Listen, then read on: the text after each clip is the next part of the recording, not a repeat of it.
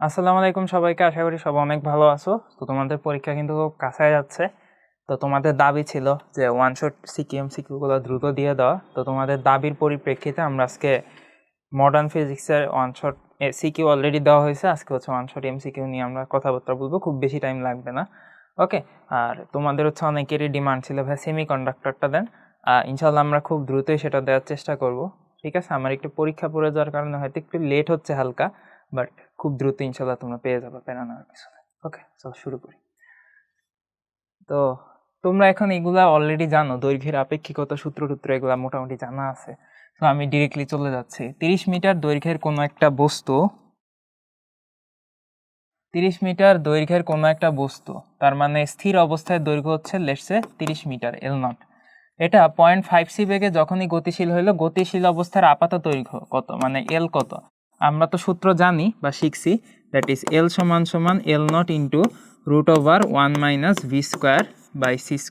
তাহলে এখান থেকে আমরা পেয়ে যাব এল নটের ভ্যালু হচ্ছে কি আমাদের কত, 30 বলে দিছে। আর একটা শর্টকাট মনে রাখবা, শর্টকাটটা হচ্ছে যখনই তোমাকে বেগ দেওয়া থাকবে ভি সমান সমান 0.5c, আমি চোখ বুঝে বলে দিতে পারবো এই √1 - v²/c², এটার ভ্যালু আসবে √3/2।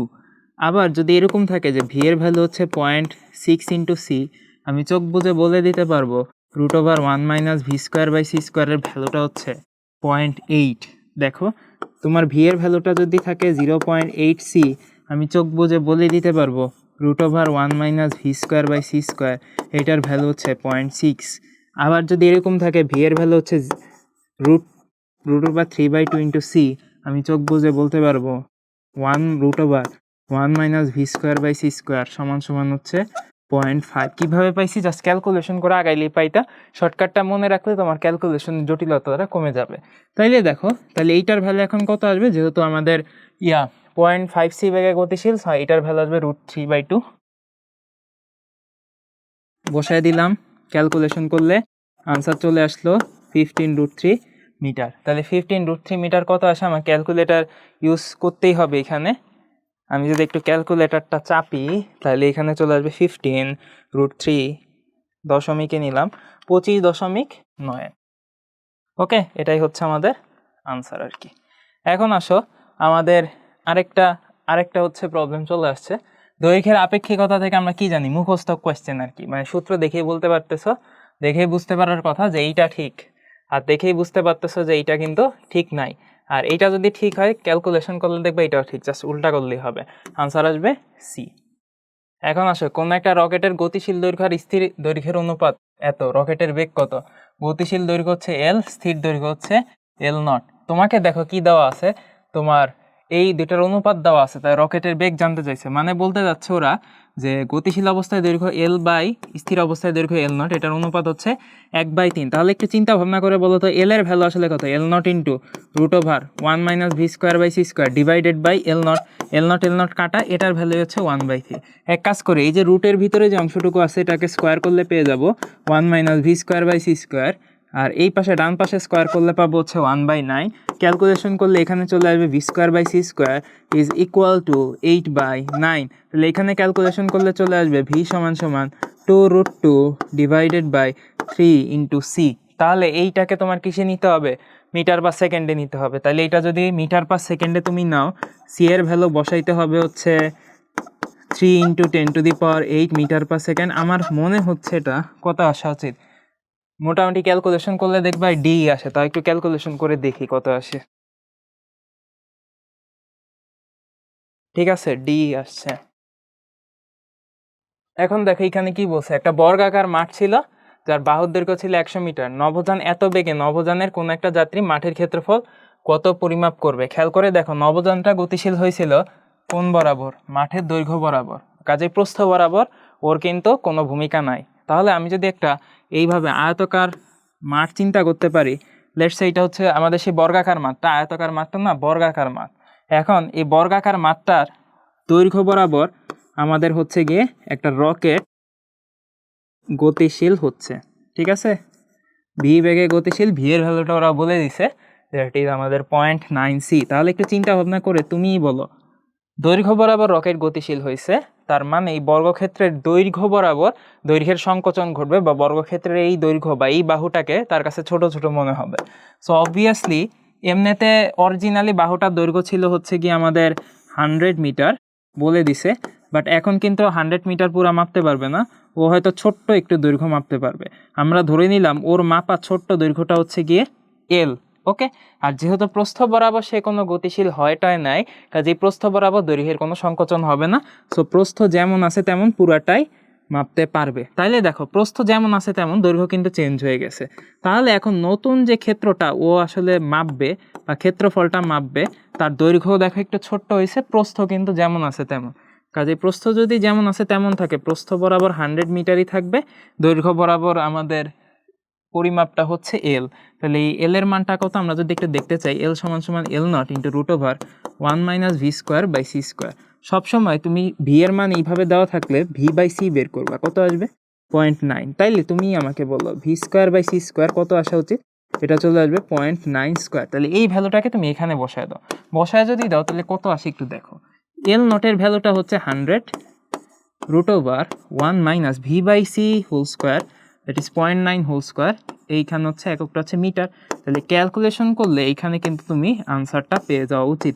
তাইলে আমরা আমাদের যে দৈর্ঘ্য বরাবর পরিমাপ সেটা খুব ইজিলি ক্যালকুলেশন করতে পারতেছি এইভাবে। তুমি একটু দেখো, আমি যদি ক্যালকুলেটারে বসাই দিলে এইটার মানটা মোটামুটি চলে আসে 43.589। কত আসে 43.59 ধরলাম।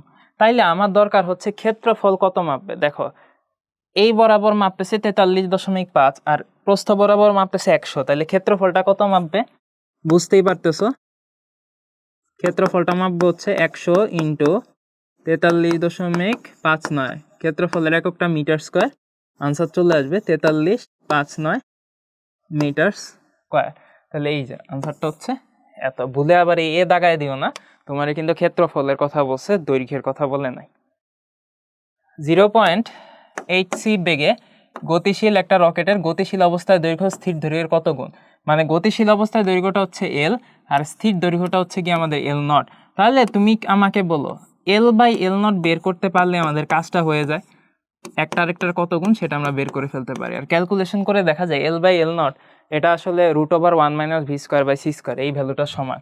এখন তুমি আমারে বলো বেগ কত বলা আছে, v = 0.8c। একটা শর্টকাট বলছিলাম, সেটা হচ্ছে v এর মান যদি 0.8c হয়, √1 - v²/c², এটার ভ্যালু আসবে 0.6। কাজে এই ভ্যালুটা চলে আসবে কত 0.6। তো ক্যালকুলেশন করে দেখতেই পারতেছো যে গতিশীল অবস্থায় দৈর্ঘ্য এল, স্থির অবস্থায় দৈর্ঘ্য এল নটের 0.6 গুণ। ক্যালকুলেশন করলে আনসারটা চলে আসবে 0.6 গুণ।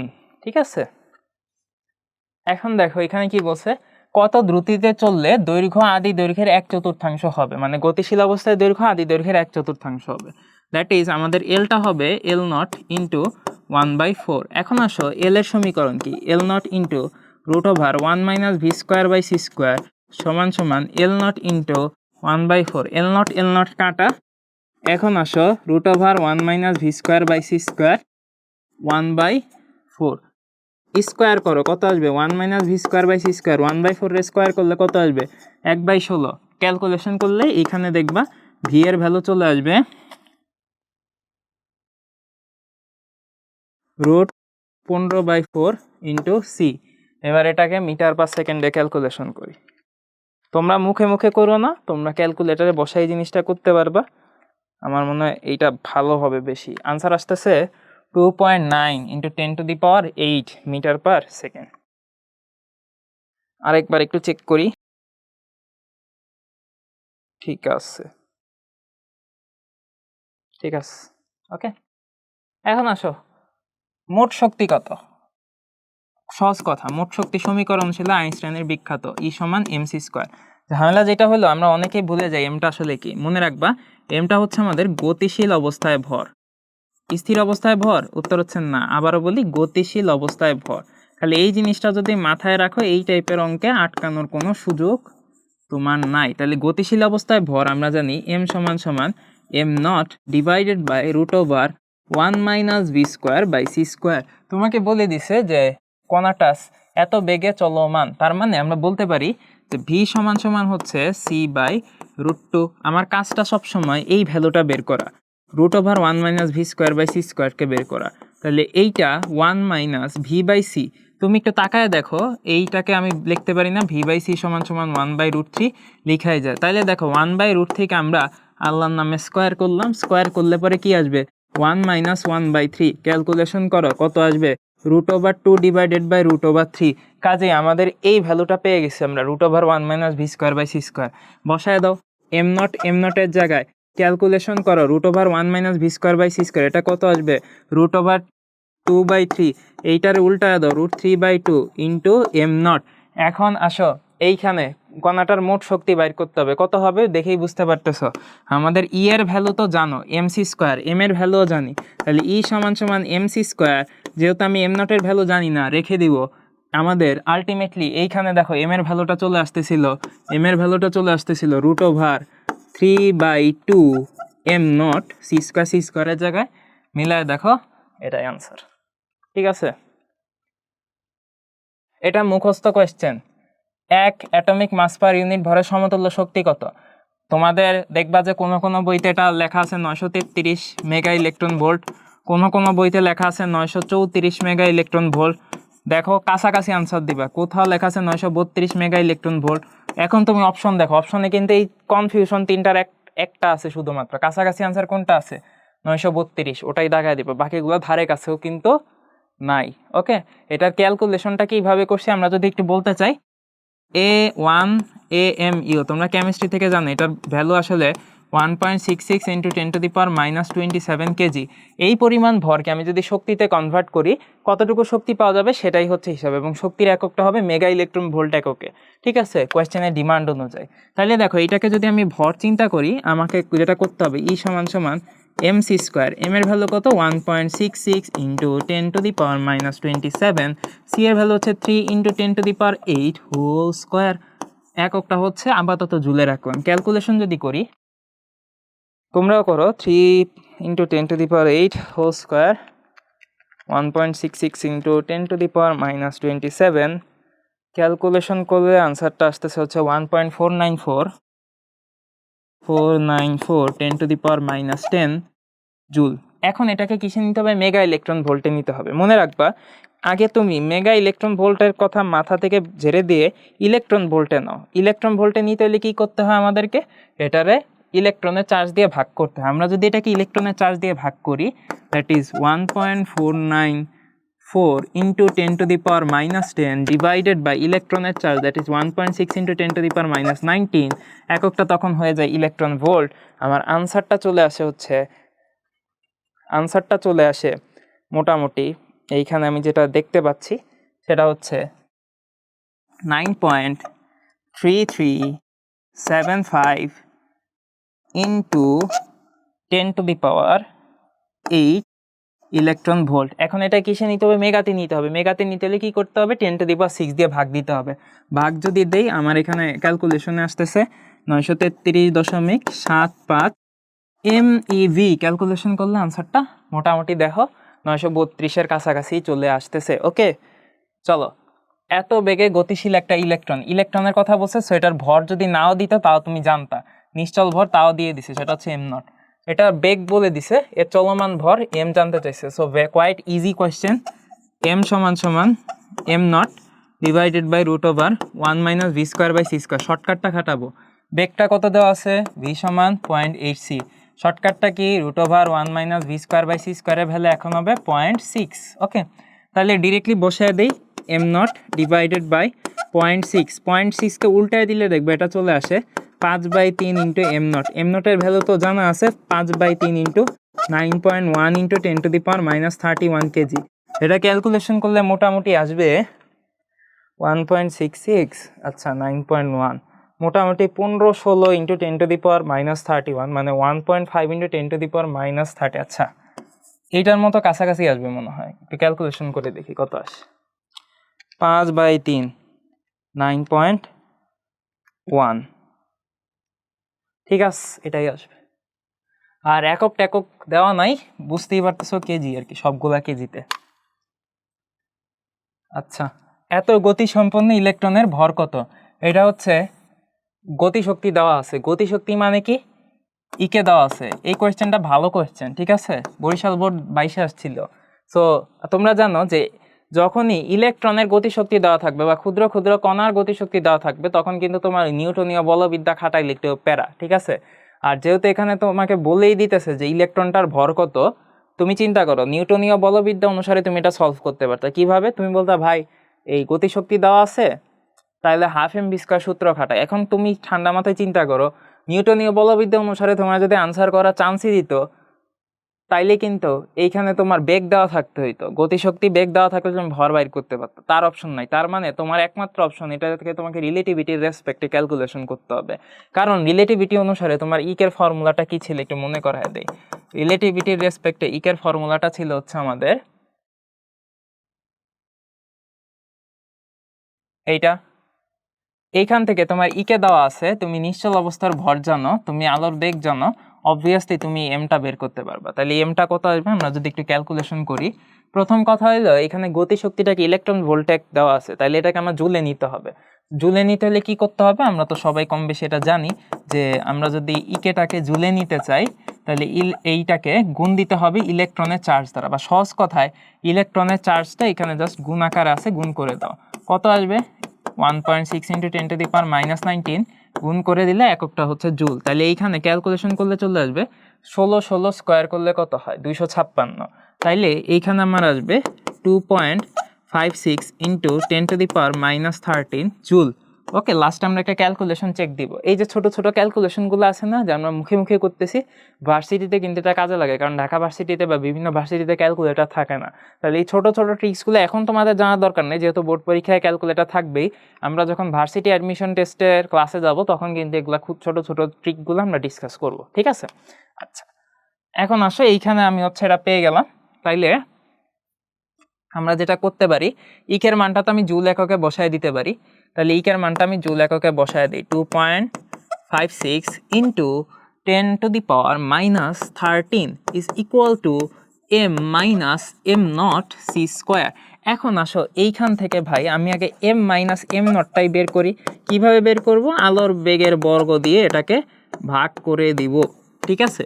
আলোর বেগের বর্গ দিয়ে যদি এটাকে আমি ভাগ করে দেই সুন্দর মতো, আমাদের আনসারটা কেজি এককে বের হয়ে আসবে। তাহলে দেখো m - m0 বের হয়ে গেছে। তাহলে m এর ভ্যালু কি হবে? m0 প্লাস এই ভ্যালুটা, তাহলে m0 plus 2.56 × 10⁻⁻13 divided by 3 × 10⁸ whole square, এই হলো কেজি এককে। এখন সুন্দর মতো ক্যালকুলেটারে m0 এর মানটা 9.1 × 10⁻31 বসায় দাও, ইলেকট্রনের নিশ্চল ভর। ক্যালকুলেশন করলে আনসার এমনি চলে আসবে। আনসার আমার মোটামুটি চলে আসছে। আমার আনসারটা আসতেছে, এম এর ভ্যালু আমি ক্যালকুলেশন করে পাচ্ছি 3.7544 × 10⁻30 কেজি। অপশন দেখে বিভ্রান্ত হয়েও না যে একটাও তো 10⁻30তে নাই। তুমি দেখো এখানে ওরা কিন্তু 3.7 না দিয়ে 37 দিয়েছে, অ্যাকচুয়াল আনসার কিন্তু এইটাই। এইটাকে 3.7 না রেখে দশমিকটাকে একটু ডানে সরায় দিছে, এক গড় ডানে সরাই এইখানে 10⁻30 করছে, এই আর কি ঘটনা। ওকে, আচ্ছা, আরেকটা মুখস্থ সূত্র তোমরা জানো যে এইটা কারেক্ট, তারপরে এইটা ভুল, এইটা কারেক্ট, তাহলে আনসার আসবে কত? 1 ও 3। হ্যাঁ, আরেকটা সুন্দর কোয়েশ্চেন, m0 স্থির ভর, বস্তু যদি আলোর বেগে ধাবিত হয় তার ভর কত? ঠান্ডা মাথায় সূত্র বসাও। আলোর বেগে ধাবিত হলে ভি সমান কত? সি। ভি সমান সি হলে √1 - v²/c², এটার ভ্যালু কত? √1 - 1, দ্যাট ইজ 0। ঠিক আছে, নিজেরাই বুঝতে পারবা। তাহলে এম এর সূত্র কি ছিল? m0 divided by √1 - v²/c²। তুমি আমারে বলো, উপরেতে m0 এর জায়গায় থাকবে, নিচে যে শূন্য থাকবে, নিচে যদি শূন্য থাকে এটা আলটিমেটলি কি হয়ে যায়? ইনফিনিটি হয়ে যায়। এই কারণে বলে যে কোনো বস্তু আসলে আলোর বেগে যাইতে পারে না, কারণ গতিশীল অবস্থার ভর তখন ইনফিনিটি দেখায়। এই সামথিং বাই জিরো, এটা অ্যাকচুয়ালি আমি মুখে বলতেছি ইনফিনিটি, বাট অ্যাকচুয়ালি তো এটা তো আনডিফাইন্ড, অসংজ্ঞায়িত, কাজে এটা আসলে বাস্তব অস্তিত্ব নাই। ওকে, কোন কণার গতিশক্তি স্থির শক্তির 4 গুণ, এটা খুবই ভালো কোয়েশ্চেন, এটা ডিউতে এই টাইপের কোয়েশ্চেন হয়। গতিশক্তি মানে হচ্ছে ইকে, কার 4 গুণ? স্থির শক্তির 4 গুণ, এটাকে আমি ইপি লিখি। আর এই স্থির শক্তি তোমরা জানো স্থির অবস্থায় শক্তি, দ্যাট ইজ m0 c²। তাইলে গতিশীল ভর হচ্ছে এম আর স্থির ভর যদি এম নট হয়, কোন সম্পর্ক সঠিক? খুব সুন্দর। কাজেই তুমি দেখো গতিশক্তি ই কে স্থির বা নিশ্চল শক্তি 4 গুণ, ইকের ভ্যালু হচ্ছে M minus M naught into C square, ইপির ভ্যালুটা হচ্ছে 4 into M naught C square, C square কাটো, আমাদের এম এর ভ্যালু চলে আসবে এম মাইনাস এম নট সমান সমান 4 এম নট। এখন এইখান থেকে তুমি খুব সুন্দর এম সমান সমান লিখতে পারবা 5 এম নট। আমার কোয়েশ্চেনের আনসার কিন্তু শেষ, বাট ভার্সিটিতে এত ছোট দেয় না। ভার্সিটি পরীক্ষায় মাঝে মধ্যে কোয়েশ্চেনটা এরকম করে যে এই পর্যন্ত তুমি বের করলা, তাইলে তুমি ওই বস্তু কণার গতিশীল মানে বেগটা বের করতে পারবা না। এম আর এম নট জানা আছে, অবভিয়াসলি বের করতে পারবা, কারণ তুমি কিন্তু অলরেডি জানো যে এম এর ভ্যালু হচ্ছে M naught divided by root over 1 minus V square by C square is equal to 5 M naught. M naught কেটে দিলেই অটোমেটিক্যালি তুমি কিন্তু এই ভি এর ভ্যালুটা বের করে ফেলতে পারবা। কাজে এটা যেহেতু কোয়েশ্চেনে চাই না, আমি আর করতেছি না, বাট পরীক্ষার জন্য লাগতেও পারে। ঠিক আছে, এখন আসো এম নট স্থির ভর সম্পন্ন বস্তু কণা এত বেগে গতিশীল হলে ভরবেগ কত? সুন্দর। ভরবেগকে আমরা পি দ্বারা প্রকাশ করি। নিউটনীয় বলবিদ্যা অনুসারে পি সমান এমভি, রিলেটিভিটি অনুসারেও পি সমান এমভি। বাট মনে রাখবা যেহেতু বস্তুটা বেগ আছে মানে গতিশীল অবস্থায় আছে, সো অবভিয়াসলি রিলেটিভিটি অনুসারে এর যে গতিশীল ভর তাকে ইউজ করতে হবে। সো এই যে এমটা আমি কিন্তু এম নট লিখি নাই, এম লিখছি, সো এটা একটু মাথায় রাখবা। এখানে আমার যেটা ইউজ করতে হবে সেটা কিন্তু হচ্ছে গতিশীল অবস্থায় ভর। ওকে, তাহলে গতিশীল অবস্থায় ভর যদি তুমি ভাই ইউজ করো, কি হবে? M naught divided by root over 1 minus V square by C square into V, V কত? সি বাই রুট টু, আগেই বসায় দিলাম। এখন দেখো ভিতরে কি আছে, এই root over 1 minus V square by C square, এটার মান লাগবে। ভি দাও আছে সি বাই রুট টু, তুমি এক কাজ করো এইটারে ভি বাই সি করো, ভি বাই সি করলে ভাইয়া কত আসবে? 1 বাই রুট টু। এখন দেখো তো এইটারে তুমি যদি root over 1 minus V square by C square করো, কি করতে হইতো? Root over 1 minus 1 by root two তার উপরে স্কোয়ার হয়ে যেত। ঠান্ডা মাথায় করবে, এমনিই হবে। তাহলে এটার আনসার আসবে রুট ওভার 1 মাইনাস হাফ, মানে হচ্ছে 1 বাই রুট টু। ওকে, তাহলে 1 বাই রুট টু যদি আসে, আমরা বলে দিতে পারি যে এম নট ডিভাইডেড বাই নিচে চলে আসতেছে 1 বাই রুট টু এই ভ্যালুটা, আর এই পাশে আছে একটা C naught by root two. ঠিক আছে, এবং দেখবা এই বাম পাশে 1 বাই রুট টুটার উপরে তুলে দিলাম root two into M naught, আর এই পাশে আছে সি বাই, আচ্ছা সি নট লেখছি কেন, ওইটা তো সি নট হবে না, শুধু সি হবে। তাইলে দেখো এই রুট টু কাটা, আনসার আসতেছে এম নট গুণন সি, আনসার হচ্ছে এম নট গুণন সি। আরেকটা সুন্দর কোয়েশ্চেন, মাঠে অবস্থিত পর্যবেক্ষক লোকটার ভর কত মাপবে? আচ্ছা 60 কেজি ভরা একটা লোক, মানে স্থির অবস্থার ভর ছিল হচ্ছে 60 কেজি, এটা হচ্ছে এম নট। লোকটা একটা বেগে গতিশীল অবস্থায় আছে, চলমান রকেটে করে চলতেছে। তাইলে আমারে বলো যে স্থির অবস্থায় আছে লোকটা আছে গতিশীল, তাইলে স্থির প্রসঙ্গ কাঠামো থেকে আমি একটা গতিশীল প্রসঙ্গ কাঠামোতে বসবাসকারী লোকের ভর মাপতেছি, আমি কি ওর অ্যাকুরেট ভরটা মাপতে পারবো? প্রপার ভরটা মাপতে পারবো? উত্তর হচ্ছে না। ওর কোন ভরটা আমি মাপবো? রিলেটিভিস্টিক ভরটা আমি মাপবো বা আপেক্ষিক ভরটা আমি মাপবো। তাহলে আপেক্ষিক ভর আসলে কোনটা? সেটা হচ্ছে এম। তাহলে এম কত? M naught root over 1 minus B square by C square. এখন দেখো এম নটের ভ্যালুটা কত? 60 কেজি, 60 কেজি। এখন দেখো root over 1 minus V square by C square, 1 minus B by C.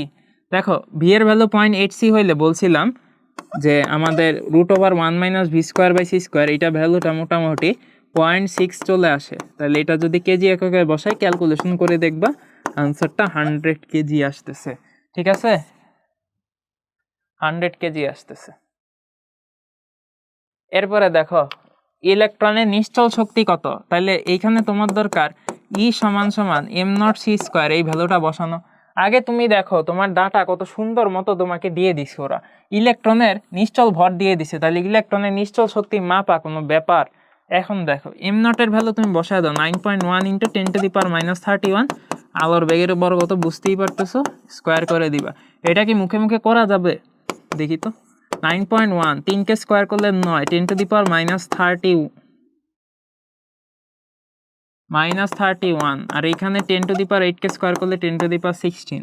Calculation করলে এটা চলে আসবে 81.9 ইন্টু 10⁻, কত, -15 জুল। আমি যদি দশমিকটা সরায় দিই, এটা চলে আসবে 10⁻⁻14 জুল। দেখি তো আনসার মিলে নাকি? এই তো মিলছে। কাজে ভার্সিটিতেও কিন্তু এইভাবে আমরা কিছু ট্রিকের মাধ্যমে দেখবো যে কিভাবে করা যায়। উদ্দীপক অনুসারে চলমান ভর নিশ্চল ভরের অনুপাত কত? চলমান ভর m, নিশ্চল ভর হচ্ছে m0। তাইলে দেখো m0 এর ভ্যালু দেওয়া আছে, ইলেকট্রনটা এত বেগে গতিশীল হয়েছে, তাহলে ভি দেওয়া আছে। এই ভি এর মান যখন তুমি 0.6c 0.8c এগুলো দেখবা, তখনই বুঝবা যে তোমার শর্টকাট খাটানোর সময় আসলে চলে আসছে। চলমান ভর নিশ্চল ভরের অনুপাত ভাই m আর m0 এর অনুপাত। এখন বলো m কত ছিল? m0 ডিভাইডেড বাই ওই যে √1 - v²/c² ডিভাইডেড বাই m0। তাহলে m0 কাটে দাও, কি থাকবে? 1 ডিভাইডেড বাই √1 - v²/c²। তুমি আমাকে বলো ভি এর মান যদি 0.6 × c হয়, তাহলে আমি বলছিলাম না এই √1 - v²/c² এর ভ্যালু আসবে 0.8। এটার ইনভার্স করলে কত চলে আসবে? 1.25। তাহলে আমার আনসারটা আসবে 1.25:1। ঠিক আছে। আচ্ছা, ওই যে সেম কোশ্চেন রিপিট হয়েছে, দেখো গতিশীল অবস্থায় ভর হচ্ছে m, কণার গতিশক্তি মানে কে কার 3 গুণ? স্থির শক্তির 3 গুণ। সো আমি এটা এখন দেখেই বলতে পারতেছি এটা আনসার আসা উচিত m = 4m0। তাও একটু ক্যালকুলেশন করে দেখো, কে সমান m - m0 c², যেটা কি না এই স্থির শক্তির কত গুণ? 3 গুণ। So 3 × m0 c², কারটা m - m0। দেখো ওই যে 3 গুণ বলছিল না, ওটার থেকে আসতেছে 3m0, আর এই পাশে তো একটা -m0 আছে, ওটাকে ডানে পাঠিয়ে দিলে কত হয়ে যাবে? 4m0। ওকে, হয়তো এটাই আসছে। আবারও কিছু মুখস্থ কোয়েশ্চেন। সূত্র দেখতেই পাচ্ছে, এই সূত্র রাইট, তারপরে এটা ভুল, কারণ এই দেখো টি নটটা বামে আছে, টিটা যদি এখানে থাকতো তাহলে ঠিক হইতো। তারপরে এটা রাইট, আনসার কত? 1 ও 3। দেখো হলি ক্রস আসছিল। এখন আমরা নতুন আরেকটা কোয়েশ্চেনে যাব। আচ্ছা দেখো কি বলছে, একটা ফোটনের কম্পাঙ্ক দেওয়া আছে, শক্তি কত? পানি ভাত কোয়েশ্চেন না বলো, আমরা তো এটা জানি। দেখ ই সমান HF, কেমিস্ট্রিতেও পড়ছো, এইচটা কি প্ল্যাঙ্কের ধ্রুবক, 6.626 × 10⁻⁻34। এফটা কত দেওয়াই আছে। এইটা কি ভাই মুখে মুখে করা যাবে? উত্তর হচ্ছে চেষ্টা করেই দেখি, কারণ ভার্সিটিতে এরকম দেয়। তুমি দেখো 6.626 এটাকে আমরা কি ধরতে পারি? আমরা মোটামুটি এটাকে 6.63 ধরতে পারি। আর এই যে 3, এইটাকে এইখানে গুণ আকারে রাখি, আর ওই যে 10⁻, যেগুলো আছে ওগুলারে একসাথে করে ফেলি। 10⁻⁻34 10⁻17 গুণ করলে আসবে 10⁻−17। এককটা তো জুলই থাকবে। এখন আমারে বলো 6.63 রে 3 দ্বারা গুণ করে, এটা কি পারা যাবে না? 6.63 এটারে কত দিয়ে গুণ দিব? 3 দিয়ে গুণ দিব। তাহলে 9, 3 × 9, 3 × 6 18, আছে হচ্ছে 1, 3 × 6 18, আর 1 হচ্ছে 19, এটা আসবে 19.89। তাহলে দেখো এটুক যদি 19.89 চলে আসে 10⁻−17 জুল। তোমরা ক্যালকুলেটারেই করো, বাট দেখছো আমি ছলে বলে একটা ভুল করছিলাম। দেখো আনসার 19.something ইনটু এত জুল, বাট কোয়েশ্চেনে কিন্তু 10⁻−16 আছে সবগুলো। তার মানে আমার জিনিসটাকে 10⁻−16 কনভার্ট করতে হবে। কনভার্ট যদি করি, এটা চলে আসবে 1.989 ইন্টু 10⁻−16 জুল। তারপরে দেখো একগুচ্ছ এক্স রশ্মির প্রতিটা ফোটনের কম্পাঙ্ক এত। উদ্দীপকে উল্লিখিত ফোটনের কিছু বৈশিষ্ট্য। সবসময় মনে রাখবো ফোটনের বেগ আলোর বেগের সমান, এটা রাইট। তরঙ্গ দৈর্ঘ্য আমরা আসলেই দেখি 10 অ্যাংস্ট্রম কিনা। তোমরা তো জানো ছোটবেলা থেকে শিখে আসছো ভি সমান এফ ল্যামডা, ভি সমান এফ ল্যামডা। আমার লাগে এখানে ল্যামডা, ভি আর এফ দেওয়া আছে, তাহলে ল্যামডা সমান হচ্ছে ভি বাই এফ। ভি এর ভ্যালু কত? আলোর বেগ, সি এর সমান 3 × 10⁸ ফোটনের জন্য। এফ এর ভ্যালু বলে দিছে 3 × 10⁻17। তাইলে দেখো আল্লাহর কি রহমত, 3 3 কাটা, 10⁸, 10⁻17 কত চলে আসলো? 10⁻−9 মিটার। আংস্ট্রম এককে সুন্দর মতো বসায় দিলাম, ক্যালকুলেশন করো 10 আংস্ট্রমই আসবে। আনসার হচ্ছে এটা 2 নাম্বারটা কারেক্ট। এরপরে দেখি ভরবেগ আসলে এত কিনা। ভরবেগ কেমনে বাইর করা যায়? তোমরা মনে রাখবা যে ফোটনের ভরবেগ b = h বাই ল্যামডা, কেমিস্ট্রিতেও পড়ছো। h হচ্ছে 6.63 × 10⁻⁻ কত 34, আর ল্যামডার ভ্যালু তো আমরা দেখলাম মিটারে বসাবো 10⁻⁹ আর ভরবেগের একক কেজি মিটার পার সেকেন্ড, ছোটোবেলা থেকেই পড়ছো। সব কিছু বসায় টসায় দিলে সুন্দর মতো তুমি কিন্তু আনসারটা পেয়ে যেতে পারো। 3টাই কারেক্ট, তাই যদি আনসার আসবে 1 2 3। সুন্দর সুন্দর গ্রাফ আসছে। একটা ফোটন কণার জন্য ই আর ল্যামডার ভিতর সম্পর্কটা কি? আমরা কি শিখছিলাম? ফোটন কণার শক্তি ই সমান সমান hc/λ। তুমি আমাকে বলো এইচ আর সি দুটাই হচ্ছে কনস্ট্যান্ট, তাইলে আমি বলতে পারি না ই ব্যস্তানুপাতিক ল্যামডা। তাইলে ই আর ল্যামডা সমীকরণটা বা সম্পর্কটা আসলে কেমন হবে? মনে রাখবা যে যখনই ব্যস্তানুপাতিক সম্পর্ক হয়, লাইক বয়েলের সূত্রে দেখছিলা পি ব্যস্তানুপাতিক ভি বা ভি ব্যস্তানুপাতিক পি, তখন আমাদের পি ভার্সেস ভি গ্রাফটা জানি কেমন হইতো? আয়তকার অধিবৃত্ত হইতো। তাহলে এইখানে ই ভার্সেস ল্যামডা গ্রাফটাও কেমন হবে? আয়তকার অধিবৃত্তই হবে। যেমন অনেকটাই এইরকম। এইটার ইংলিশ নামটা খুবই important, rectangular hyperbola. Rectangular hyperbola Bangla নামটাও কম ইম্পর্টেন্ট না, সেটা হচ্ছে আয়তকার অধিবৃত্ত। অনেক সময় পরীক্ষায় কোয়েশ্চেন করে গ্রাফ না দিয়ে গ্রাফের শেপ কেমন হবে, সেই ক্ষেত্রে তোমাকে কিন্তু গ্রাফের শেপটা একটু জানতে হবে। ওকে, শেপটা হচ্ছে আয়তকার অধিবৃত্ত। স্পেশালি অ্যাডমিশন টেস্টে জিএসটি যে পরীক্ষাগুলো হয়, গুচ্ছ পরীক্ষা, সেইখানে এই টাইপের কোয়েশ্চেন কিন্তু বেশি আসে। তাহলে আমার আনসারটা হবে অনেকটা এটা।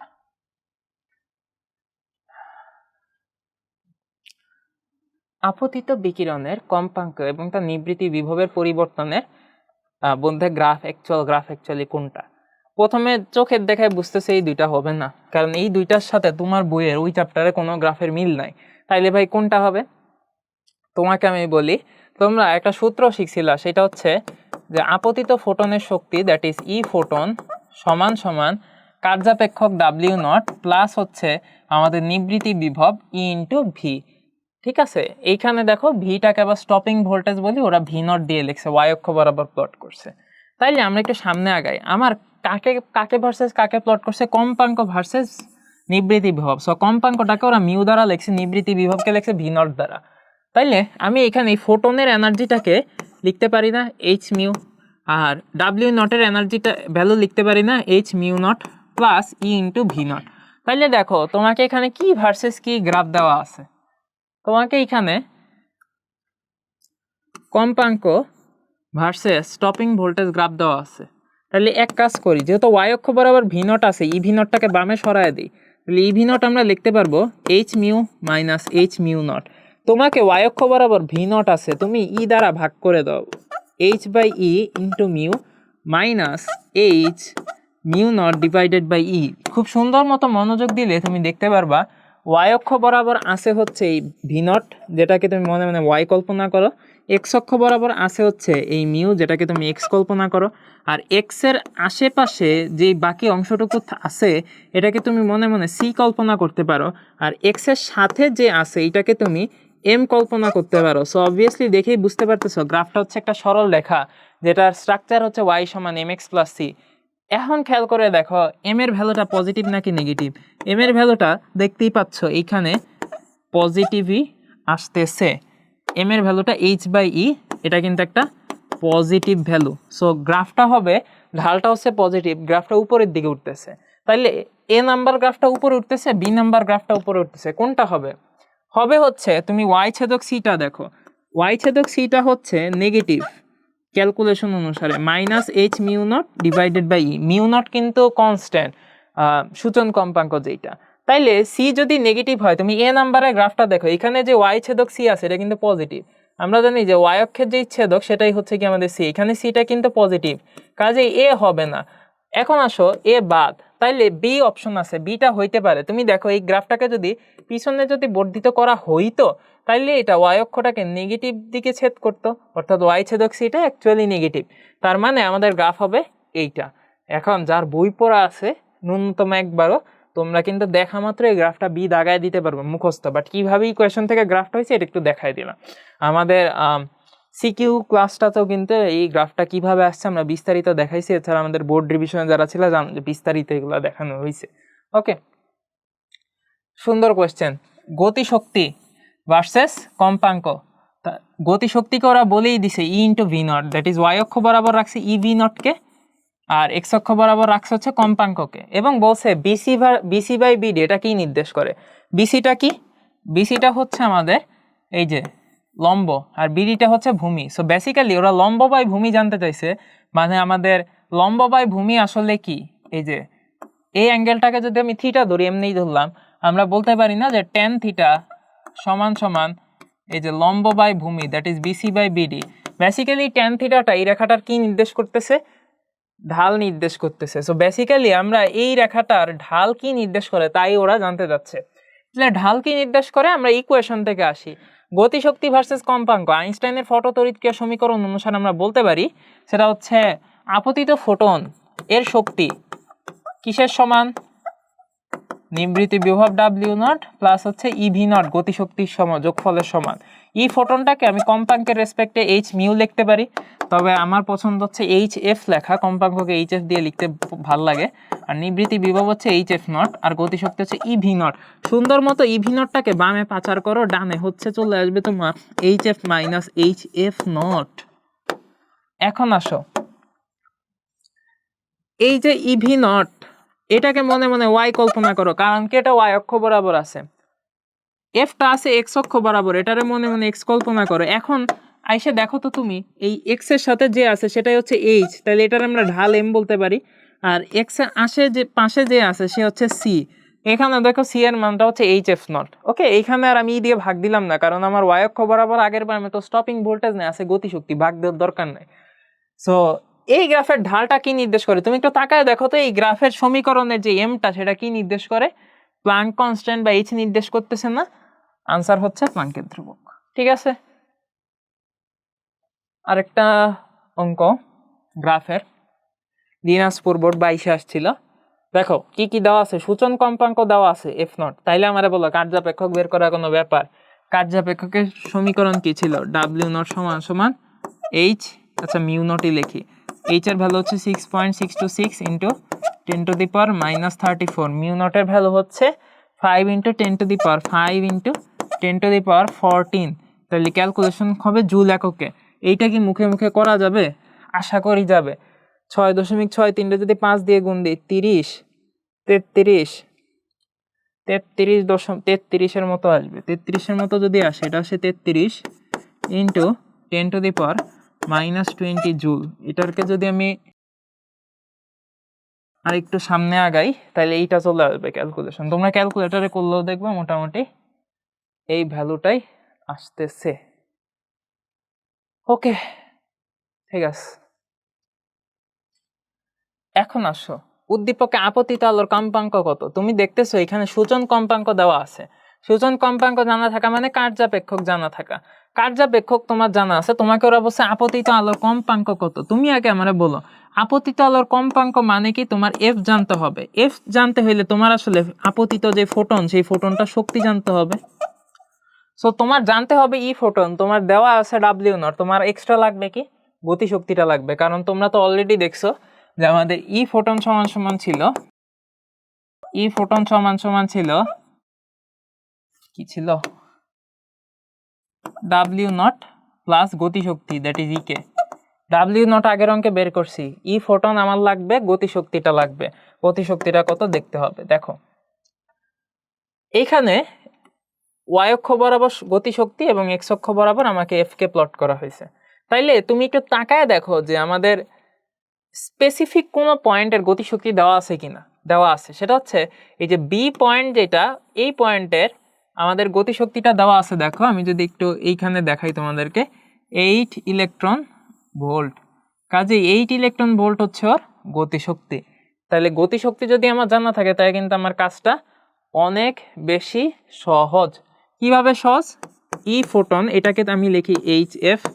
কার্যাপেক্ষক আগের অঙ্কে দেখছি 6 না, আগের অঙ্কে কত আসছিল? মোস্ট প্রবাবলি 3.3 ইন্টু 10⁻−19 চলে আসছিল। গতিশক্তি ইকে 8 ইলেকট্রন ভোল্ট রাখা যাবে না, কি করতে হবে? 8 ইন্টু 1.6 ইন্টু 10⁻−19 করতে হবে। এইটাকে যদি ক্যালকুলেশন করো, এইচএস চলে আসবে হচ্ছে 3.3, আমি যদি একটু কমন নেই, প্লাস 8 ইন্টু 1.6, 16 8 কত হয়? 128, তাহলে এটা চলে আসবে মোটামুটি 1.6 ইন্টু 8, ওটা চলে আসবে হচ্ছে 12.8 ইন্টু 10⁻⁻19। এখন দেখো আমি এখানে এফটা বের করতে যাচ্ছি, কি হবে 3.3 বা প্লাস 12.8, এটা ক্যালকুলেশন করলে আসবে 16.1 ইন্টু 10⁻⁻19। ওকে, এবার এইচ এর মান 6.626 ইন্টু 10⁻⁻34। এইটারে তুমি যদি ক্যালকুলেটারে বসায় দাও তাহলে কিন্তু খুব সুন্দর মতো হার্টস ইউনিটে আনসারটা চলে আসা উচিত। ওকে, এটা আমার মনে হয় ক্যালকুলেটর ছাড়া করাটা বেশ খানিকটা ডিফিকাল্ট হবে, বাট পারা যাবে, খানিকটা ডিফিকাল্ট হবে হয়তো। মোটামুটি আনসারটা এর কাছাকাছি আসবে, তা আমি করে দেখি, এ আসা উচিত দেখে যা মনে হচ্ছে। 16.1 ভাগ 6.626, হ্যাঁ ঠিক আছে, এটা আনসার এই আসবে। ওকে, ফটো ইলেকট্রন, আচ্ছা আলো তড়িৎ ক্রিয়া আপতিত আলোকের তীব্রতা, মনে রাখবা তীব্রতার সাথে ফটো ইলেকট্রন নিঃসরণের সম্পর্ক। এটা যারা বোর্ড রিভিশনে ছিল তোমাদের ক্লাসে এটার বিস্তারিত ব্যাখ্যা বলা আছে, সেটা হচ্ছে যে ফোটনের তীব্রতা আসলে কিসের ওপর ডিপেন্ড করে, নাম্বার অফ ফোটনের ওপর। তুমি একটা ফটো ইলেকট্রিক পাত বা মেটাল প্লেটের ওপর যতগুলা ফোটন মারবা, যদি উপযুক্ত শক্তি সহকারে ফোটন মারো, একটা ফোটন একটা ইলেকট্রনকে উত্তেজিত করবে। তাই তুমি যত বেশি ফোটন মারবা তত বেশি ইলেকট্রন ধাতুপৃষ্ঠ থেকে নির্গত হবে, যদি পর্যাপ্ত শক্তি যোগে ফোটনগুলোকে হিট করো বা ফোটনগুলোকে নিক্ষেপ করো, তাহলে যত বেশি ফোটন তত বেশি ইলেকট্রন ধাতুপৃষ্ঠ থেকে নির্গত হয়ে যাবে। তাহলে যত বেশি ইলেকট্রন নির্গত হবে তত বেশি ফটো ইলেকট্রন পাওয়া যাবে, গতিশীল ফটো ইলেকট্রন। আর গতিশীল ফটো ইলেকট্রন মানে কি, ফটো কারেন্ট। তাহলে যত বেশি ফোটন তত বেশি ফটো কারেন্ট। তার মানে কারেন্টের মানটা ডিপেন্ড করতেছে ফোটনের সংখ্যার উপর, কত বেশি ফোটন তুমি ওইখানে হিট করতেছো তার উপর। তার মানে ফটো কারেন্টটা ডিপেন্ড করতেছে ফোটনের সংখ্যার উপর, আর ফোটনের সংখ্যা তার তীব্রতার সমানুপাতিক, বা তার তীব্রতা ফোটনের তীব্রতা তার সংখ্যার সমানুপাতিক। তাইলে আমাকে বলো আলটিমেটলি ফটো কারেন্টটা ফোটনের সংখ্যা সমানুপাতিক বা ফোটনের তীব্রতার সমানুপাতিক। এই কারণে আমি যদি গ্রাফ আঁকি, আমাদের যে ফটো ইলেকট্রন বা ফটো কারেন্ট ভার্সেস আলোর তীব্রতার গ্রাফ, যেহেতু এরা সমানুপাতিক সম্পর্ক, গ্রাফটা আসে মূলবিন্দুগামী সরল রেখা। ঠিক আছে, সোডিয়ামের কার্যাপেক্ষক কত হবে? দেখো সূচন তরঙ্গ দৈর্ঘ্য দেওয়া আছে, ওর কার্যাপেক্ষক বের করা কোনো ব্যাপার না। সূচন তরঙ্গ দৈর্ঘ্য মানে ল্যামডা নট দেওয়া আছে। সো কার্যাপেক্ষক কোনো বইতে ডাব্লিউ, কোনো বইতে হচ্ছে ফাই দ্বারা লিখলে হয়, আর এটা চলে আসবে H C by lambda naught. তাহলে এইচ এর ভ্যালু হচ্ছে 6.63 ধরি into 10⁻⁻34 into 3 into 10⁸ divided by lambda naught. Lambda naught হচ্ছে 6.8 ইন্টু 10⁻⁷ মিটার এককে কনভার্ট করলাম, তোমরা ক্যালকুলেটারে নিয়ে কনভার্সনটা করতে পারো। এই চলে আসলো আমাদের জুল এককে। আনসারটা এইখান থেকে আমাদের মোটামুটি বের হয়ে যাবে 10⁻⁻34, 10⁻⁻26, 10⁻⁻19। ওকে, তাহলে এইটা আমাদের মোটামুটি 2.9 ইন্টু 10⁻⁻19 এরকম কাছাকাছি আসবে। আনসারটা সি হবে। এবার ক্যালকুলেটর দিয়ে দেখে আসলেই সি কিনা।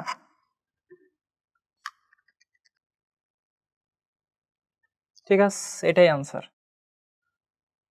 আচ্ছা, আরেকটা খুব সুন্দর কোয়েশ্চেন, কার্যাপেক্ষক দেওয়া আছে, মানে ডাব্লিউ নট দেওয়া আছে, ধাতব পৃষ্ঠের ওপর কি পরিমাণ শক্তির ফোটন নিক্ষেপ করা হয়েছে তাও দেওয়া আছে, মানে ই ফোটন দেওয়া আছে।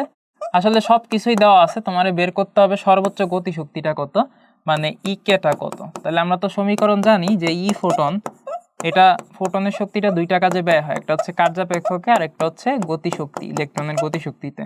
তাইলে ই ফোটন দেওয়া আছে, ই ফোটন হচ্ছে 1.5, আচ্ছা ই ফোটন তো 1.5 না, আপতিত ফোটনের শক্তি হচ্ছে 3 ইলেকট্রন ভোল্ট। এইটারে আমি ইলেকট্রন ভোল্টেই রাখতেছি, চেঞ্জ করতেছি না, কারণ কি আমার শক্তিও আছে ইলেকট্রন ভোল্টে, কার্যাপেক্ষক আছে ইলেকট্রন ভোল্টে, সর্বোচ্চ গতি শক্তির ভ্যালুগুলোও দিছি ইলেকট্রন ভোল্টে। তাইলে আমার কনভার্সন করার দরকার কি, ডাব্লিউ নটটা দেওয়া আছে 1.5 ইলেকট্রন ভোল্ট। তাইলে এইখান থেকে আমি সুন্দর মতো ইকেটা বের হয়ে যাবে, ইকেটা কত আসবে 1.5 ইলেকট্রন ভোল্ট। ঠিক আছে, এখন আসো এই কোশ্চেন সলভ করার আগে একটা কথা বলবো, সেটা হচ্ছে আইনস্টাইনের স্বীকার্যের 2 নাম্বার পয়েন্টটা ছিল যে আলোর বেগ পর্যবেক্ষকের উপর ডিপেন্ড করে না, কাঠামোর উপর ডিপেন্ড করে না, আলোর বেগ সর্বদা কনস্ট্যান্ট। যেমন অনেক সময় আমরা এরকম বলি যে একটা গাড়ি হচ্ছে বাম দিক থেকে 70 কিলোমিটার পার আওয়ার বেগে গতিশীল, উল্টা দিক থেকে আরেকটা গাড়ি 60 কিলোমিটার পার আওয়ার বেগে গতিশীল। তাইলে যে কোনো একটা গাড়ির কাছে মনে হবে যে অন্য গাড়িটা 130 কিলোমিটার পার আওয়ার বেগে তার দিকে আসতেছে। বাট যদি এরকম হয় যে ব্যাপারটা অনেকটা কাইন্ড অফ এরকম হয় যে মনে করো যে দুইটা কাঠামো পরস্পর হচ্ছে বিপরীত দিকে গতিশীল। ওকে, তো একটা কাঠামোতে হচ্ছে মোমবাতি জ্বালানো হয়েছে, এটা মনে করো আমাদের একটা কাঠামোগুলো আমরা ত্রিমাত্রিক স্থানাঙ্ক ব্যবস্থার মাধ্যমে প্রকাশ করি, এস কাঠামো। তো এস কাঠামোটা হচ্ছে সামনের দিকে মনে করো ভি বেগে গতিশীল, এবং মনে করো আচ্ছা এস কাঠামোটা মনে করো স্থির, ঠিক আছে, এই এস কাঠামোটা মনে করো স্থির কাঠামো, এটা একটা আলো জ্বালানো হয়েছে। তাহলে এই কাঠামো থেকে যে আলোটা নির্গত হচ্ছে সেটার বেগ অবভিয়াসলি সি। এখন আরেকটা কাঠামো আছে, সেই কাঠামোটা হচ্ছে এস প্রাইম, এবং এটা ভি সমান সমান c/2 বেগে গতিশীল, সামনের দিকে সে মুভ করতেছে। তোমাকে কোয়েশ্চেন করা হইলো যে এই কাঠামো থেকে আলোর বেগ কত পর্যবেক্ষণ করবা। তোমরা অনেকেই বলতে পারো ভাই আমরা আপেক্ষিক বেগে পড়ছি, যার সাপেক্ষে সে বিয়োগ, তাইলে যার সাপেক্ষে তার বেগটা হচ্ছে এখানে c/2, তাহলে এইখানে আলোর বেগ হবে এমনিতে সি, আর যার সাপেক্ষে সে বিয়োগ মানে c/2 বিয়োগ করলে c - c/2, আনসার হবে c/2। উত্তর হচ্ছে ভুল, কারণ তুমি আলটিমেটলি আলোর বেগটা আপেক্ষিক বেগ বা পর্যবেক্ষকের উপর ডিপেন্ড করে না, যেই কাঠামো থেকে যেখান থেকেই মাপো ওর বেগ পাবা তুমি, আলোর বেগ কনস্ট্যান্ট, দ্যাট ইজ সি মাপবা। সো এই ধরনের ক্ষেত্রে চোখ বুঝে আনসারটা কত আসবে, সি আসবে। আলোর বেগ মাপতে দিছে, দুনিয়াদার ইনফরমেশন দিছে, লাস্টে বসে আলোর বেগ কত, আনসার কত, সি। তাইলে আমারে বলো প্রশ্ন পড়ার দরকার আছে? প্রশ্ন বলছে এস প্রাইম হচ্ছে জড় প্রসঙ্গ কাঠামো, এস জড় প্রসঙ্গ কাঠামো সাপেক্ষে ভি ধ্রুববেগে গতিশীল। উভয় কাঠামোর পর্যবেক্ষক কোনো বাতির আলো দ্রুতি নির্ণয় করলো যথাক্রমে সি প্রাইম আর সি, মানে গতিশীল কাঠামো থেকে আলোর বেগ নির্ণয় করলো সি প্রাইম, আর স্থির কাঠামো থেকে আলোর বেগ নির্ণয় করলো সি। কি বলছি, আলোর বেগ যেই কাঠামো থেকে নির্ণয় করো সেম আসবে, কনস্ট্যান্ট আসবে। তাহলে আনসার কি হবে, সি প্রাইম সমান সি, দুইটা কাঠামো থেকে আলোর বেগ সেম হবে। এটা কিন্তু কেউ বাকিগুলা কিন্তু ভুলেও হবে না, ঠিক আছে। যেমন এই যে বি এর কথা হচ্ছে বলছিল গ্যালিলিও রূপান্তরে বলা ছিল সি প্রাইম সমান সি মাইনাস বি, ওটা কিন্তু ভুল, পরবর্তী লরেঞ্জ এসে কারেকশন করে দিয়ে গেছে। আচ্ছা তাইলে বলো এটার আনসার কত আসবে। লাস্টে বলছে পর্যবেক্ষক কর্তৃক পরিমাপকৃত আলোর দ্রুতি কত, যখনই বলছে আলোর দ্রুতি কত আনসার আসবে সি। পুরা বাকি কোয়েশ্চেন পড়ার দরকার নেই, সেম টু সেম আগের কোয়েশ্চেনটাই জাস্ট মান দিয়ে দিছে। ওকে, আচ্ছা এক্স রে টিউব এত বিভব পার্থক্য প্রয়োগ করা হলে সর্বনিম্ন কত তরঙ্গ দৈর্ঘ্যের এক্স রে উৎপন্ন হবে। ব্যাপারটা একটু বুঝো, মনে করো এক্স রে টিউবের ব্যাপারটা অনেকটা এইরকম, এইখানে আমাদের একটা মেটাল প্লেট থাকে, এইখান থেকে আমাদের ইলেকট্রনগুলা এই পাশে হচ্ছে স্থির অবস্থায়, প্রাথমিকভাবে স্থির অবস্থায় থাকে, মোটামুটি স্থির অবস্থায় থাকে। যেটা করা হয় যে এদেরকে একটা ব্যাটারির মাধ্যমে দুই প্রান্তে বিভব পার্থক্য তৈরি করা হয়। কিভাবে তৈরি করা হয়, লেটস সে বিভব পার্থক্য হচ্ছে ভি পরিমাণ তৈরি করা হয়। ব্যাটারির পজিটিভ প্রান্ত আছে এইখানে, নেগেটিভ প্রান্ত এইখানে। পজিটিভ প্রান্ত যদি এইখানে থাকে, এই মেটাল প্লেটটা কি চার্জে চার্জ দিতে হবে, পজিটিভ চার্জে চার্জ দিতে হবে, আর এই পাশটা চলে আসবে আমাদের নেগেটিভ। তাইলে এই নেগেটিভটার কারণে ইলেকট্রনগুলো বিকশিত হবে, এই পজিটিভটার দিকে দ্রুত গতিতে যাওয়ার চেষ্টা করবে। সোজা কথা, ব্যাটারি ভোল্টেজের কারণে ইলেকট্রনগুলো স্থির থাকতে পারবে না, এই পজিটিভের দিকে ধুপ ধুপ ধুপ ধুপ অনেক হাই স্পিডে গতিশীল হবে। হাই স্পিডে গতিশীল হইলে পরে এরা একটা সময় এই মেটাল প্লেটে গিয়ে ধাক্কা খাবে। ধাক্কা খাওয়ার ফলে এদের যে গতিশক্তিটা ছিল সেটা ফোটনে কনভার্ট হবে, এবং ফোটনে কনভার্ট হয়ে এরা ফোটন উৎপাদন করবে, বা এই ফোটনগুলার তরঙ্গ দৈর্ঘ্যের রেঞ্জ এক্স রে রেঞ্জের মধ্যে পড়ে বিধায় এর নাম হচ্ছে এক্স রশ্মি। তাহলে এক্স রশ্মিগুলার যেই তরঙ্গ দৈর্ঘ্য সেটাকে আমরা বলতে পারি যে এদের শক্তিটা হচ্ছে hc/λ। এই শক্তিটা কোথা থেকে আসছে, আলটিমেটলি যে কোনো একটা ইলেকট্রনের যে গতিশক্তি সেখান থেকে আসছে। এখন ইলেকট্রনের গতিশক্তি কই থেকে আসছে, ওকে যে আমি ব্যাটারি ভোল্টেজ দিছিলাম সেই ভোল্টেজ থেকেও যে শক্তিটা পেয়েছে সেখান থেকে আসছে। ভি পরিমাণ ভোল্টেজ ই চার্জে চার্জিত ইলেকট্রনের উপর ক্রিয়া করে কি পরিমাণ শক্তি এর ভিতর জমা করছে, ই ইন্টু ক্যাপিটাল ভি পরিমাণ। তাহলে ওই পরিমাণ শক্তিটা আলটিমেটলি ফোটনের শক্তিতে কনভার্ট হয়েছে, দ্যাট ইজ ইভি সমান hc/λ। এইখান থেকে ল্যামডা সমান সমান আমি বলতে পারি hc/ইভি। তাহলে এইখানে ক্যালকুলেশন করলে আনসারটা আমাদের পেয়ে যাওয়া উচিত। কাজে আমি যদি একটু লিখতে চাই, ল্যামডা সমান সমান h 6.63 10⁻34 3 × 10⁸।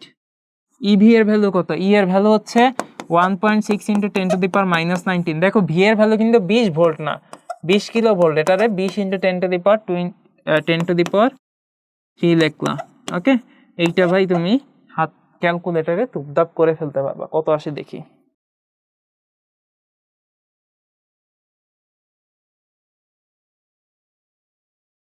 এই তো আনসার। খুব সুন্দর একটা কোয়েশ্চেন। সমভর বিশিষ্ট দুইটা কণা এক্স এবং ওয়াই, এদের চার্জ যথাক্রমে একটা হচ্ছে +q আর একটা হচ্ছে 16q। স্থির অবস্থান থেকে এদেরকে একই বিভবে ত্বরিত করা হলে তাদের বেগের অনুপাত কত? আগের মতোই মনে করো, মেটাল প্লেট দরকার নাই, দুইটা হচ্ছে পজিটিভ চার্জে চার্জিত। মনে করো এইটা হচ্ছে আমাদের একটা পাথ, এটা হচ্ছে আরেকটা পাথ। ওকে, তাইলে এবার যেটা হবে সেটা হচ্ছে আমি এখানে একটা ইলেকট্রিক ফিল্ড ক্রিয়েট করলাম। কিভাবে ক্রিয়েট করব? ইলেকট্রিক ফিল্ড তৈরি হয় প্লাস থেকে মাইনাসের দিকে। এইখানে মনে করো প্লাস, এইখানে মাইনাস। তাহলে ব্যাটারি কানেকশন কেমনে দিব?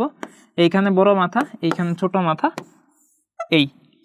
তাইলে ইলেকট্রিক ফিল্ডটা তৈরি হবে বাম থেকে ডান দিকে। এই ইলেকট্রিক ফিল্ডের বাম কোণায় তুমি যদি কিউ মানের একটা পজিটিভ চার্জ রাখো, ইলেকট্রিক ফিল্ডটার এই বাম কোণায় তুমি যদি কিউ মানের একটা পজিটিভ চার্জ রাখো, এটা চার্জ মনে করো হচ্ছে +q, তাইলে কিন্তু এই +q চার্জটার উপরে ইলেকট্রিক ফিল্ডটা ক্রিয়া করবে, +q চার্জটাকে ধাক্কা দিয়ে ডানে সরায় দিবে। মানে +q চার্জটা এই বিভবের কারণে অ্যাক্সিলারেটেড হবে বা ত্বরিত হবে। সো ত্বরিত হবে মানে ও একটা বেশ হাই ভেলোসিটিতে এই পাতটাকে গিয়ে হিট করবে। কত ভেলোসিটিতে হিট করবে সেটা হচ্ছে জানার বিষয়। কিউ চার্জের ওপর আমি ভি পরিমাণ বিভব পার্থক্য প্রয়োগ করতেছি, তাইলে ওর উপর আমার যেই শক্তিটা আসবে সেটা হচ্ছে কিউ ইন্টু ভি পরিমাণ। আর এই পরিমাণ শক্তি ওর আলটিমেটলি গতি শক্তিতে কনভার্ট হবে। সেই গতি শক্তিটা হচ্ছে 1/2 × m^v²। আমাকে জানতে যাচ্ছে এই বেগের অনুপাত কত। সো দেখো, আমি v² লিখতে পারি 2q V divided by m। এইখান থেকে আমি ভি এর ভ্যালুটা বলতে পারি √2q V divided by m। এই সূত্রটাকে কাজে লাগে আমি কিন্তু ক্যালকুলেশন করতে পারি। তুমি এই সূত্রটা থেকে কি দেখতে পাচ্ছ? এই সূত্রটা একটু তাকায় দেখো ভালো মতো, যে আমাদের বলছে দুইটা কণারই ভর সমান। সো ভর যেহেতু কনস্ট্যান্ট, এটা নিয়ে আমার কাজ নাই। আবার দুইটা কণাকেই কিন্তু আমি সেম পরিমাণ বিভব পার্থক্যে ত্বরিত করছি। দেখো একই বিভব পার্থক্যে ত্বরিত করা হয়েছে, তাইলে আমাদের ভি কনস্ট্যান্ট, এম কনস্ট্যান্ট। তাইলে আমারে বলো এই যে বেগ v এটা কার উপর ডিপেন্ড করতেছে? চার্জ কিউ এর বর্গমূলের উপর ডিপেন্ড করতেছে, এবং চার্জের বর্গমূলের সমানুপাতিক। v proportional to √q। তাহলে এখান থেকে আমি বলতে পারি v2/v1 √q2 divided by √q1। এখন এইখান থেকে আমি ক্যালকুলেশন করতে বলতে পারি q2/q1 কত? q2 মানে সেকেন্ড চার্জটা, এটার ভ্যালু বলা আছে 16q। আর প্রথম চার্জ q1 এটার ভ্যালু বলা আছে শুধু q কাটা, আনসার আসতেছে 4। তার মানে বেগের অনুপাত হচ্ছে v2/v1 হচ্ছে 4। আমাকে কি v2/v1 বের করতে হবে নাকি v1/v2 বের করতে হবে? কেমনে বুঝবো? দেখো, তুমি এইটারে ধরছো q1, এইটারে ধরছো q2, প্রথম চার্জ দ্বিতীয় চার্জ, তাইলে বেগের অনুপাতও সেম স্টাইলে বের করতে হবে। বেগের অনুপাত হবে এইটা v1:v2। তাহলে আমি বের করছি v2/v1 = 4, উল্টায় দিলে v1/v2 চলে আসবে 1/4। ওকে, দ্যাটস ইট। দেখছো, তোমাদের মোটামুটি যেহেতু পরীক্ষা কাছে আসছে, কাজে আমরা বেশি সময় নষ্ট করলাম না। আমরা মোটামুটি 1 ঘন্টার কম সময়ের ভিতরে আনসারটা কভার দিয়ে দিছি। ঠিক আছে, আল্লাহ হাফেজ, আসসালামু আলাইকুম।